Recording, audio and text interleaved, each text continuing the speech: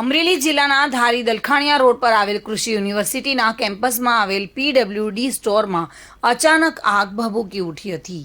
આગ લાગવાની જાણ થતાની સાથે જ ધારી વહીવટીતંત્ર ખડે પગે જોવા મળ્યું હતું। જોકે બગસરા ફાયર ફાઇટરની ટીમ પણ ઘટના સ્થળે દોડી આવી હતી। ધારી મામલતદાર પીડબ્લ્યુડીનો સ્ટાફ ઘટના સ્થળે સાથે સાથે ફાયર ફાઇટરના જવાનો દ્વારા આગને કાબૂ લેવાના પ્રયત્નો હાથ ધર્યા હતા। સતત બીજા દિવસે આગનો બીજો બનાવ ધારી ફાયર ફાઇટરની સુવિધા ન હોવાને લીધે બગસરાથી ફાયર ફાઇટર બોલાવવામાં આવ્યો હતો।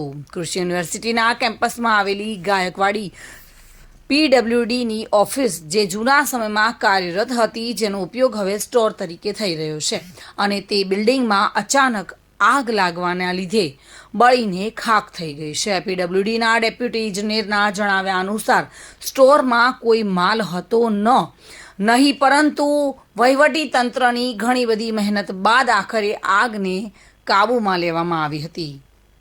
જોકે અચાનક આગ લાગવાની સાથે જ ઘટના સ્થળે તંત્ર પણ સજાગ જોવા મળ્યું હતું, પરંતુ અફરાતફરીનો માહોલ સર્જાયો હતો। જે આગ લાગી છે સાહેબ, શું કહેશો?